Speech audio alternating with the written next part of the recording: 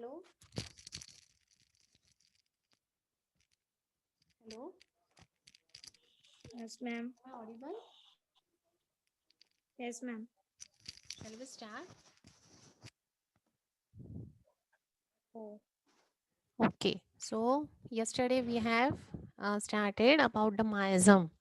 One thing I forget to tell ki this miasm word, it is a Greek word, miasma.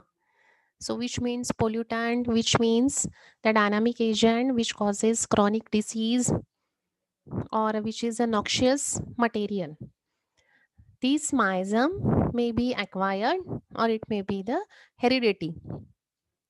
So what is the acquired mean? What is the word meaning of acquired?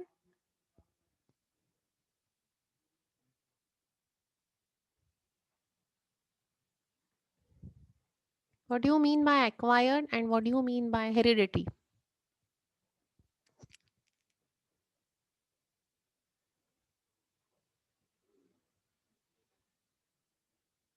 Sorry, you don't know the meaning of acquired diseases?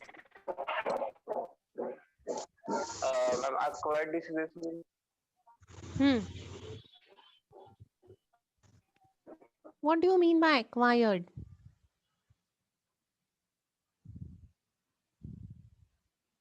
Acquired म्हणजे acquire means obtain, ma'am. obtain from प्राप्त whom? केलेले किंवा achieving. That is from आपणच. आपलेच आहेत ते. हा, आपण स्वतःच्या हा. ह्याच्यात आपल्याला आलेले.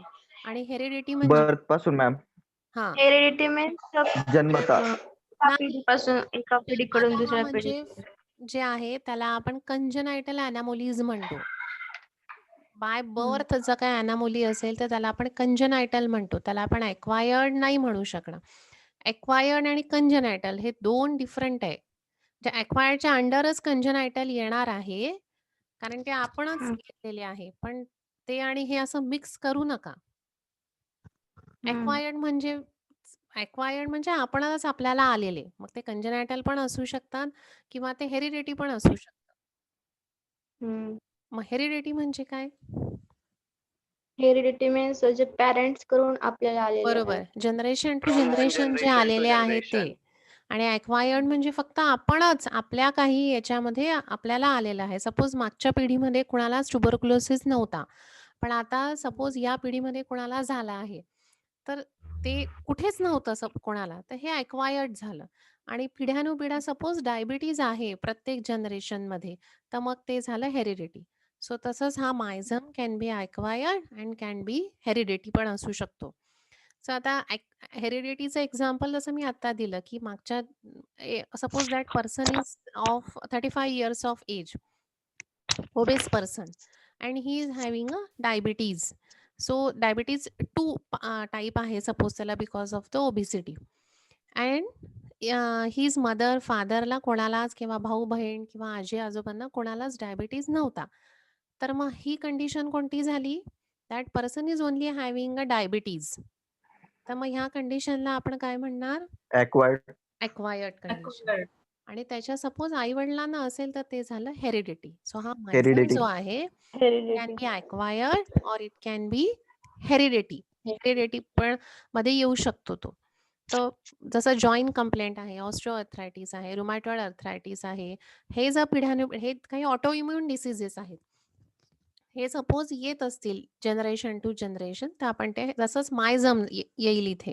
तर सोरा सायकोटिक येऊ शकतो. म्हणजे सोरा मायझम हा हेरिडिटीने आपल्याला येऊ शकतो किंवा आपणच तो एक्वायर्ड करू शकतो. तसंच सायकोटिक, तसंच सिफिलिस. सो आणि इन द नॉर्मल हेल्दी रेसमध्ये that miasm is may be present or may not be present in the body, but as soon as you are having the certain complaint, तुमचं थोडं mental imbalance जरी झालं, so that means you are in that miasm. If you are feeling a jealous, if you are feeling the तुम्हाला असं वाटतंय त्या माणसाशी जाऊन भांडावं, त्या माणसाला 2 झापडा माराव्यात आणि त्याला असं करावं, that means you are now under that particular miasm. कळतंय? When you are behaving normally. आता तुमचं हे पॅरासिटॉलॉजीचं लेक्चर काय आहे मध्येच? अच्छा 1:10 ला आहे. Okay. So generally in the normal healthier race of human being, the myosm may be present or may not be present. ते काही आपल्याला सांगता येत नाही because it can be acquired. May be तो आता लॅटंट किंवा स्टेटमध्ये आहे, पॅसिव्हमध्ये आहे आणि ही वॉन्ट्स द ऑपॉर्च्युनिटी.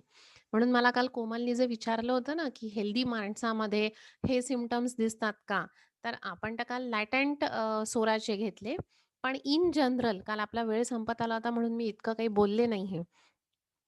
तर हेल्दी हॅनिमननी स्वतः सांगितलेलं आहे, की in the healthy person, in the healthy human race, the miasms may or may not be present or it is totally absent. But once you are thinking or you are behaving or you are having the signs and symptoms, that means you are having that particular myosm.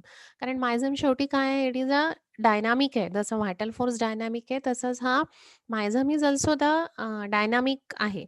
So the internal state आणि आपण नेहमी काय म्हणतो, the internal state of the man is prior to the external state, right? And therefore internally if some problem is there, that miasm is became activated. So तो miasm तुम्हाला हेरिडिटीनी पण आलेला असेल किंवा तुम्ही तो अक्वायर्ड पण करू शकता. सो एकदमच हेल्दी पर्सन आपल्याला आत्ता मिळणं next to impossible, because we are also we are the human beings, we are having the emotions, feeling, we are having the signs and symptoms. So continuously that mysoms are present in our body. खूपच healthy आपण आहोत असं नाही ना. आपल्याला सर्दी होते season बदलल्यावर, आपणही चिडतो, आपल्याला पण रेस्टलेसनेस होतं, आपल्याला पण एन्झायटी असते. So that are all the manifestations of the psora. Otherwise psora happy go lucky round असतो तो, आनंदी असतो तो तसा. पण थोडा जरी प्रॉब्लेम आला तर त्याचे मॅनिफेस्टेशन्स कोणते? So that we are seeing. Clear आहे? Yes, ma'am. Yes ma'am. ठीक आहे. So psora is the beginning of all the physical sickness. बरोबर आहे? काल आपण हे झालंय. हो. Why he is called the mother of all the miasms? Primary manifestations त्याच्यातून येतात. अजून 7/8 डिसीजचे कॉजेस सोरा असतो. बरोबर. अजून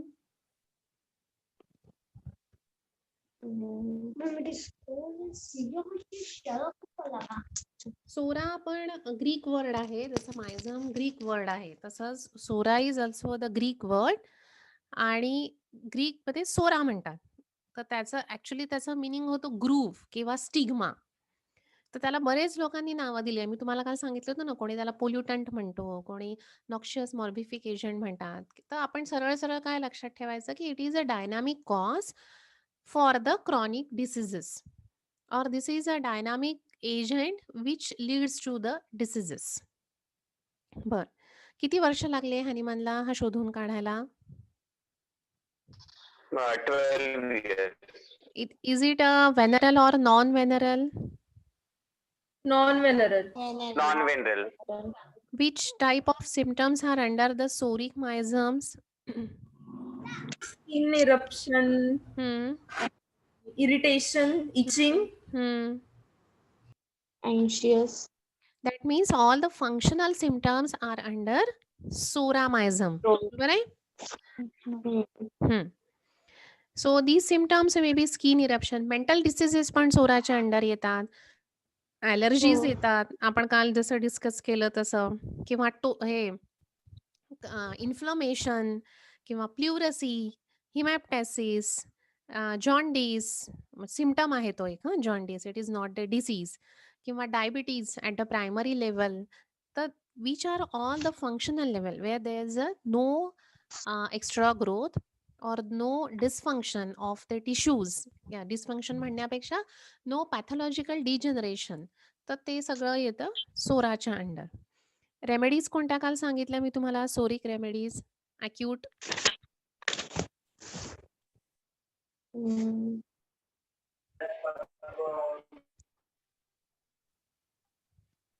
Belladonna, हम्म, Actonite.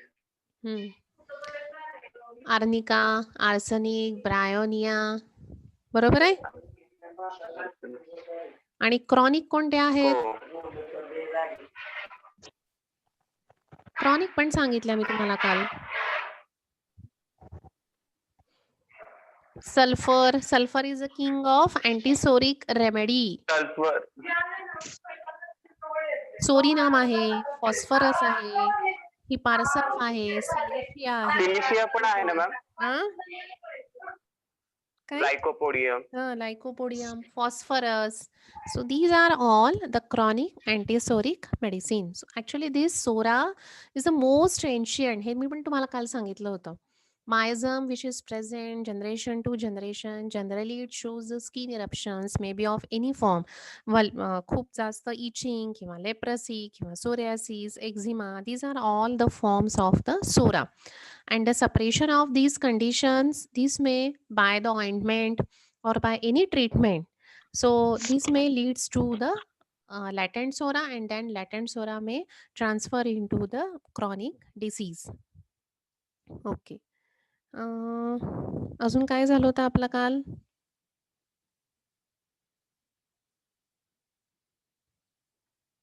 सिम्पटम्स बघितले होते ना आपण एच.ए. रॉबर्टचे.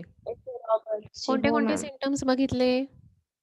हेडॅक, हम्म. चिली, डायजेस्टिव्ह, परत हेअर फॉल, आईज रिलेटेड पाहिलं. हम्म. Extra eyes. Craving for the food. Scratching, त्यांना झोपल्यावर Hair बरं is वाटतं. dry. हम्म. Dry hairs. हम्म. बरोबर. No Very sneezing, confused personality. बरोबर. इरिटेबल. बर. So these are the symptoms of psoric miasm. अजून काही इथे कोणाला काही विचारायचं आहे का? काही कन्फ्युजन आहे? No ma'am. कळलंय आता सगळ्यांना व्यवस्थित? Yes sir. So what is miasmatic disease now?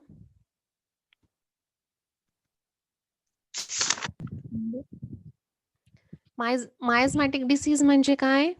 आता तुम्हाला मी म्हटलं की these are all the miasmatic diseases. म्हणजे काय कळेल तुम्हाला?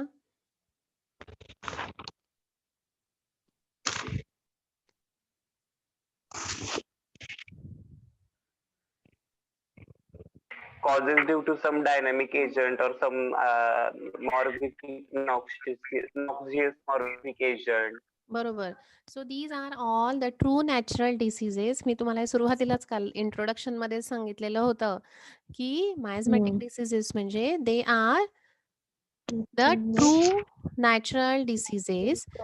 A miasm, which is the underlying cause of the disease, which is dynamic in nature, it causes the imbalance in the physical or in the mental level or emotional level, and that diseases are nothing but the miasmatic diseases. So these miasmatic diseases may be soric, syphilitic, and psychotic, and for that we are giving anti-soric, anti-syphilitic, and antipsychotic. Though we are writing their anti, but it is not the opposite, but it is for the SORA. झालं होतं हे discussion आपलं अँटीचं. That is the remedy for the SORA or the remedy for the psychotic. Acute miasms म्हणजे काय?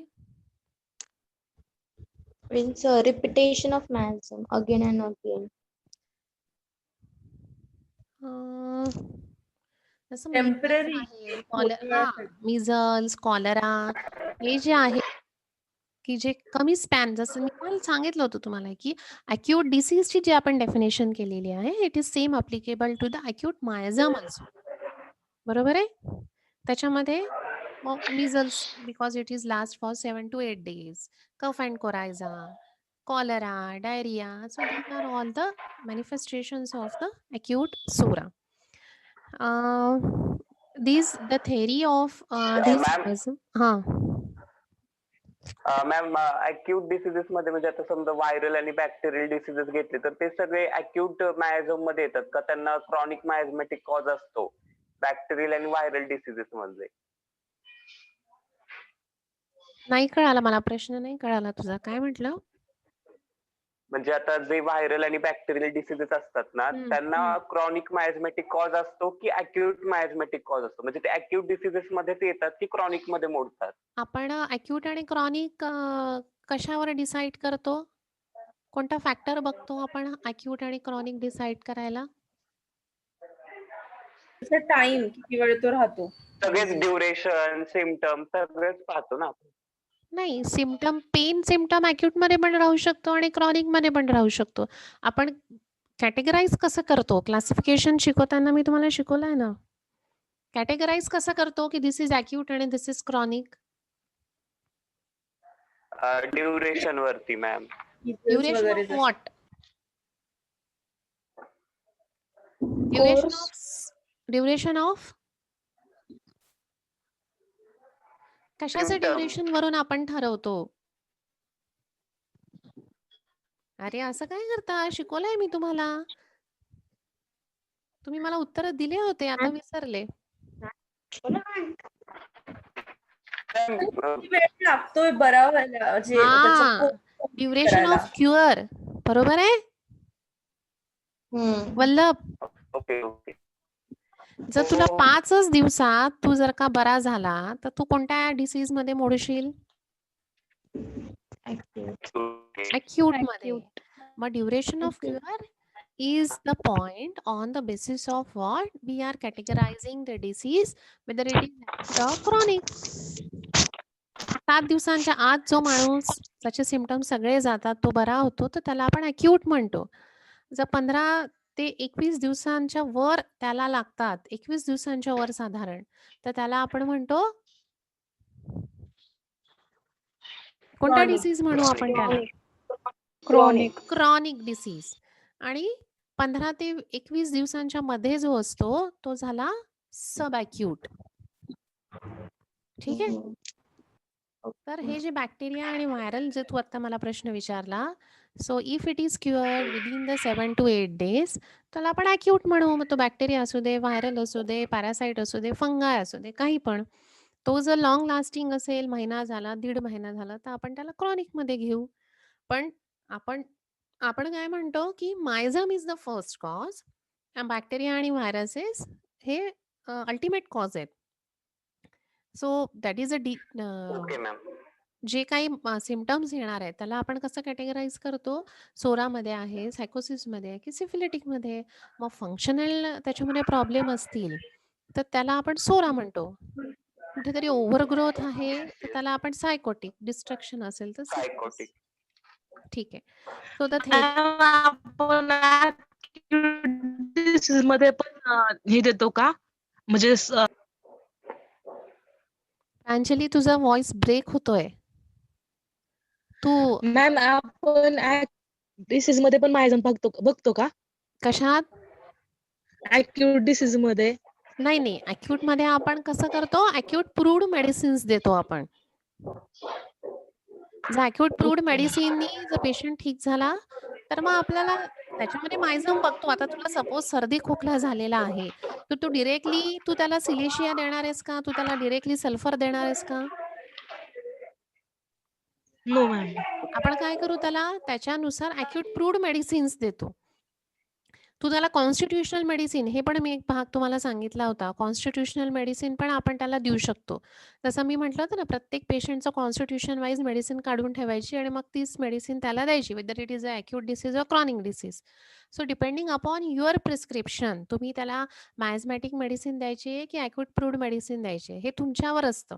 Depending upon the physician. दिलं तरी कोणी काय आपल्याला जेलमध्ये टाकणार नाहीये किंवा दिलं तरी तो पेशंट क्युअर होणार नाही असं नाहीये. तुम्ही त्याला तुम्ही त्याला अँटीसोरिक, अँटीसायकोटिक मेडिसिन अॅक्यूट फेजमध्ये पण देऊ शकता. That is a way of your practice. असं ओके मॅम. रूल नाहीये की पहिल्यांदा पेशंट आला तर तुम्ही अँटीसोरिक मेडिसिन द्यायची नाही. दिस इज नॉट द रूल. आपला रूल काय आहे? फक्त सिमिलर मेडिसिन देणं आवश्यक आहे. पण तिथे जर ओव्हरग्रोथच नाहीये आणि तुम्ही त्याला अँटीसायकोटिक मेडिसिन देत आहात, तर मग तो क्युअर होणार नाही ना. सो तुम्ही कसं पण प्रॅक्टिस तुम्ही करू शकता. This is not the rule. तुम्ही त्याला फर्स्ट टाईम हिपारसल्फ देऊ शकता, which is again a antipsoric medicine. Instead of belladonna तुम्ही त्याला कल्केरिया काप पण देऊ शकता in very first visit. But you should have very much confidence. तुमचं ते सिमिलॅरिटी आहे हे चेक करणं आवश्यक आहे. जी सिमिलर मेडिसिन येईल ती तुम्ही द्या. मायझाम आपण म्हणजे जनरली अशी प्रॅक्टिस करतात, की रेपेटरायझेशन करून जी मेडिसिन येईल ती मेडिसिन आपण देतो. पण मग देताना इट शुड बी सपोज ती अँटीसोरिक क्रॉनिक मेडिसिन आली, तर यू शुड बी कॉशियस म्हणजे ती पूर्णपणे सिमिलर असावी. नाहीतर मग पहिले अॅक्यूट प्रूव्ड मेडिसिन द्या, which is followed by the constitutional किंवा अँटी मायझमॅटिक मेडिसिन. ठीक आहे?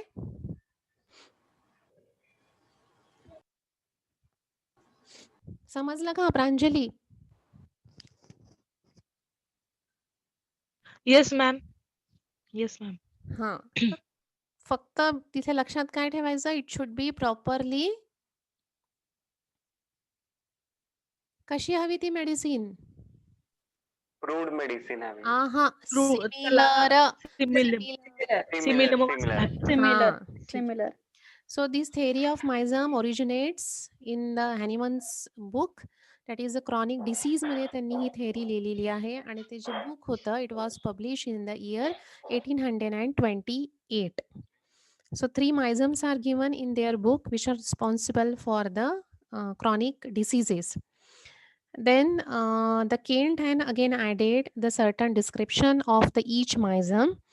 Though the homeopath are accepting the theory of MISM, but as usual, the allopathies are not interested in the theory of the MISM. So इतकं आपलं काल झालेलं होतं. We have seen the functional disturbances of the SORA on head. त्याच्यानंतर central nervous सिस्टीमचं आपण थोडंसं बघितलं होतं. नंतर डायजेस्टिव्ह सिस्टीमचे थोडेसे सिम्पटम्स आपण बघितलेले होते. डायजेस्टिव्ह सिस्टम हंगर बघितलं होतं आपण, वीक ऑल गॉन सेन्सेशन बघितलं होतं स्टमकमध्ये, क्रेविंग आणि डिझायर्स त्याचे बघितलेले होते. सो इन जनरल आपण जनरल सिम्पटम्स जर तुम्हाला म्हटले सोराचे सांगायला, तर तुम्ही काय काय सांगाल? The psoric patient is very hungry, having the craving for sweets, functional disturbances are there, no overgrowth, over sensitive patient, dryness is present in the soric miasm. Then blotting sensation in the stomach, improper assimilation. All the GIT problems are because of the improper or the weak assimilation. So these are the general symptoms of the soric miasm. घ्यायचं पुढचं आता. Ma'am. Yes. So now the Yes, respiratory complaints. The cough of SORA is dry. आपण आत्ताच म्हटलं होतं की dryness is present in the psora. Teasing असतो त्याचा, कफ ड्राय असतो, स्पास्मोडिक असतो. स्पास्मोडिक म्हणजे काय?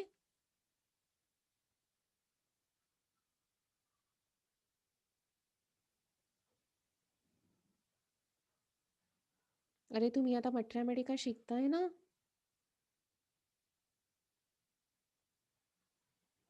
स्पास्मोडिक म्हणजे काय? स्पास्मोडिक कफ.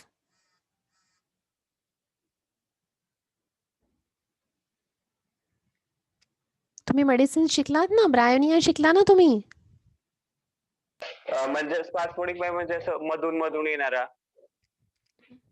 बरं, अजून? किंवा असा पटकन येणारा आणि लगेच जाणारा आणि परत येणारा असा. हा, बरोबर आहे. सो खोकला येतो, परत काही वेळ येत नाही, परत येतो, परत काही वेळ येत नाही, असं. आणि आला ते एकदम झटक्यात येतो तो. अनॉइंग म्हणजे असा त्रास देणारा, असं किरकिर होते त्याने. त्रासदायक. हा. त्रासदायक. So that is the cough which is present in the sora. Expectoration is usually mucus scanty. कारण ड्रायनेस जास्त असल्यामुळे स्कॅन्टी म्हणजे कमी एक्सपेक्टोरेशन होतं, टेस्टलेस असतं. कारण काही-काही मेडिसिनमध्ये जे एक्सपेक्टोरेशन आहे ते फिशी असतं किंवा कधी सार असतं किंवा कधी बर्निंग सेन्सेशन असतं. So the different medicines are having the different taste. पण सोरा जर का मेडिसिन असेल आपण सायकोटिक आणि सिफिलिटिकमध्ये बघू तिथे टेस्ट असते. तर इथे हे टेस्टलेस आहे.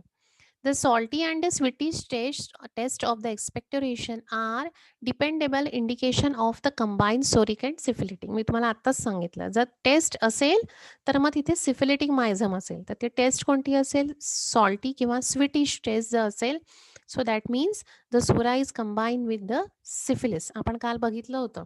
आयदर सिंगल मायझम इज प्रेझेंट किंवा डबल मायझम पण प्रेझेंट असतो किंवा ट्रिपल पण असू शकतो. सोरा सिफिलिस सायकोसिस असेल किंवा सोरा सायकोसिस असेल, सोरा सिफिलिस किंवा सायकोटिक सिफिलिस असं कशा पण कॉम्बिनेशनमध्ये हा मायझम येऊ शकतो. So in the respiratory complaint cough राहील ड्राय, स्पास्मोडिक अँड टीझिंग. हार्टमध्ये काय राहणार आहे? अगेन द फंक्शनल डिस्टर्बन्सेसच असणार आहे. तिथे व्हॉल्व्ह्युलर डिजनरेशन किंवा तिथे काय म्हणतात त्याला वॉल्स अगदीच काम करत नाहीये ही कंडिशन म्हणजे सिफिलिटिक येणं. पण याच्यामध्ये काय राहणार? Violent rush of blood to the chest, sensation of weakness. जसं पोटामध्ये त्याला होत होतं ऑलगॉन सेन्सेशन किंवा फुलनेस, तसंच त्याला छातीमध्ये पण वाटणार. The sensation of band around the chest म्हणजे सोरिक मायझम.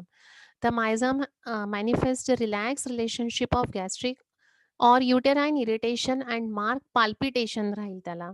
सेन्सेशन ऑफ हॅमरिंग म्हणजे धड, धड, धड, धड असं म्हणतात ना, पेशंट म्हणतात मला धड-धड होतंय खूप. So that is a hammering sensation किंवा पाल्पिटेशन म्हणतो आपण. With the heart symptom there is always the anxiety. जसं काल मी तुम्हाला सांगितलं, की हा जो पेशंट असतो किंवा हा जो पर्सन म्हणू आपण त्याला, कारण हे अक्वायर्ड पण असतं ना. सो हा पेशंट नेहमी चिंता करत असतो. So there is a fear and a anxiety असते and because of that this may leads to the palpitation. The psoric patient will always having the fear of die from the heart trouble. जर heart patient असेल तर तो सारखा डॉक्टरांच्या संपर्कात असतो, की मी ही मेडिसिन माझी बरोबर आहे का? मी आता ECG करून घेऊ का? मी काही फर्दर इन्व्हेस्टिगेशन करायचे आहेत का? Because he always having the fear of death by this heart trouble. But the psoriatic patient is chronic who lives long and produces income for the physician. म्हणजे तो सारखा पेशंटकडे गेला तर फिजिशियनचं इन्कम पण वाढतं असं H. रॉबर्ट म्हणतात आहे. For he is the victim of so many unpleasant sensation and he requires much attention. कारण घाबरट असतो.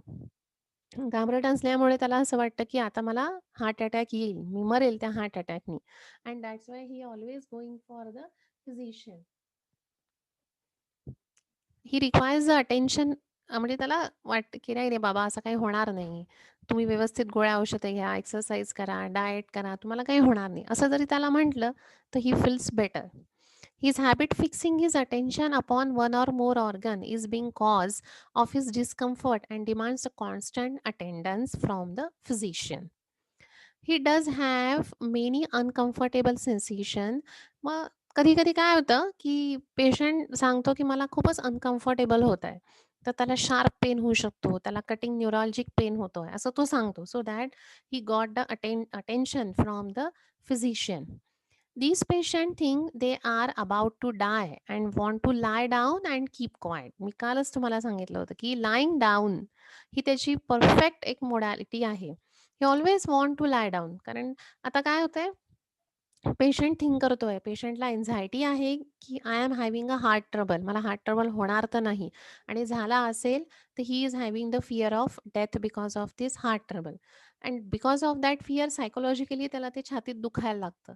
तो फिजिशियनकडे जातो किंवा फोन करतो आणि बिकॉज ऑफ हे सगळं करून तो थकतो and then he wants to lie down. But there is no danger. Is it a psychotic or syphilitic heart patient who die? त्याला काहीच नसतं. नुसतं पाल्पिटेशननी कसं काय होणार आहे ना? जर त्याच्या बॉडीमध्ये काही स्ट्रक्चरल चेंजेसच नाहीये, तर त्याला अटॅक कसा येणार आहे? Because of for that heart failure आपल्याला रिझन्स माहिती आहे. एम्बोला पाहिजे किंवा इस्चेमिया तिथे क्रिएट पाहिजे. हे सगळं काही त्याच्यात नसतं. तर he only want the attention. Psychologically त्याला तिथे कन्सोलेशन हवं असतं. हां, सायकोटिक टेंट काही आहे किंवा सिफिलिटिक जसं व्हॉल्व्ह्युलर डिजनरेशन आहे किंवा ग्रोथ आहे वॉलवर काही मायक्रो ऑर्गॅनिझम्सची. So in that case that will be under the psychotic and syphilis. त्याच्यामध्ये काळजी करण्याचं कारण आहे. सोरामध्ये काहीच कारण नसतं काळजी करण्याचं. The psoriatic heart conditions are much influenced by the strong emotions. जसं मी तुम्हाला आता म्हटलं की एन्झायटी, फिअर, जॉय, ग्रीफ, हे याच्यामध्ये काय होतं, खूप जास्त आनंद होतो त्याला, खूप जास्ती भीती वाटते किंवा तो रडत असतो. तर त्यामुळे त्याला थोडंसं जरी छातीत दुखलं तरी झालं, संपलं. त्याला वाटतं आता मी जाणार heart अटॅकनी. These conditions are aggravated by eating and drinking. There are the palpitations and irritations of large amount of gas. कारण काय होतं, हायपर ॲसिडिटीमुळे पण रेफर पेन होतो छातीत. सो बरेच वेळा हा पेशंट त्याच कन्फ्युजनमध्ये जातो. Sometimes the pulsation of the heart will shake the whole body. The psoriatic patient is always conscious about his heart condition and he is not constantly taking his who is constantly taking his own pulse. मग त्याला Googleवरून समजा माहिती मिळाली, की 90च्या वर किंवा 100च्या वर जर पल्स गेली, म्हणजे काही खरं नाही. तर that's why he is taking continuously the pulse. तर आता रिदम कळो न कळो, रेग्युलॅरिटी आहे की नाही, इर्रेग्युलर आहे पल्स, म्हणजे ते कॅरेक्टर ऑफ पल्स त्याला कळो न कळो, तो फक्त मोजत राहील आणि जर नॉर्मलच्या वर गेलं, की तो फिजिशियनला गाठणार आयदर किंवा त्याला तो फोन करणार. So this is the fearfulness which is present in the psoriatic patient about his heart. Okay, काही कन्फ्युजन आहे याच्यात?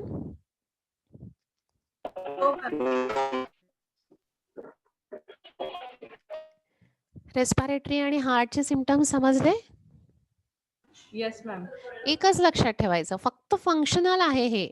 इथे सायकोटिक सिफिलिटिक असेल तर तिथे फेल्युअर होईल, तर तिथे त्याला ट्युबरक्युलोसिस होईल रेस्पिरेटरीमध्ये. पण हे सगळं फंक्शनल लेवलचं आहे, याच्यात काही होत नाही.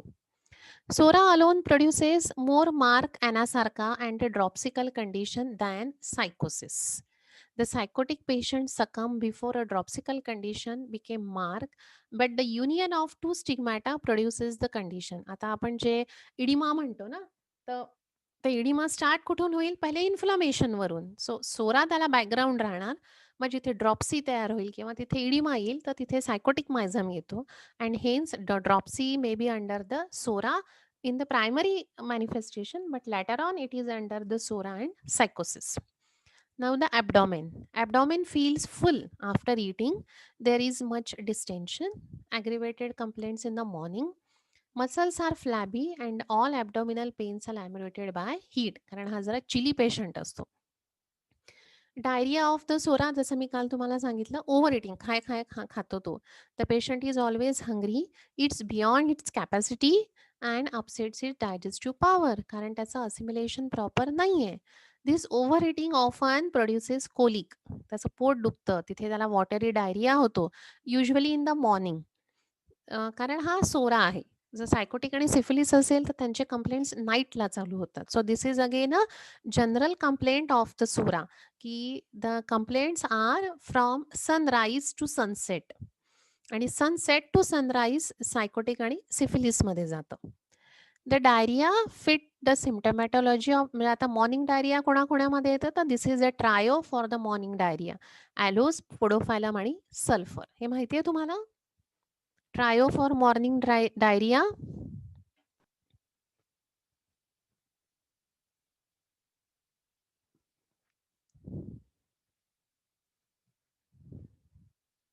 माहिती आहे की नाही?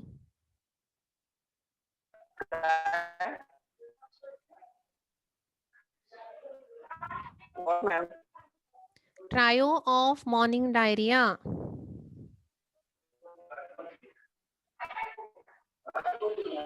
म्हणजे मॅम तो मॉर्निंगलाच होतो. माहिती आहे की आणि परत नाही? तो काय म्हणजे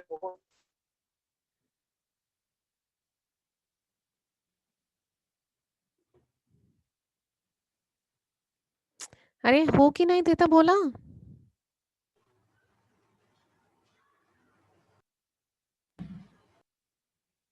नाहीये का कोणी? मी एकटीच नव्हतं गडबड माहित करते. मॅम. हा, मॅम नव्हतं माहित.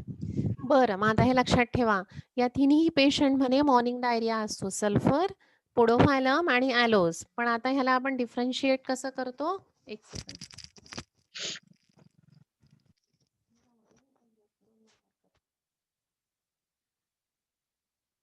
डिफरन्शिएट कसं करतो आपण ह्याला? ॲलोजचा पेशंट असेल तर त्याला म्युकस पडतं स्टूलमध्ये. आव म्हणतात ना, बरेच पेशंट येतील तुम्हाला आणि आव पडते म्हणतील ते. So that is the aloes. Mucus असतो तो.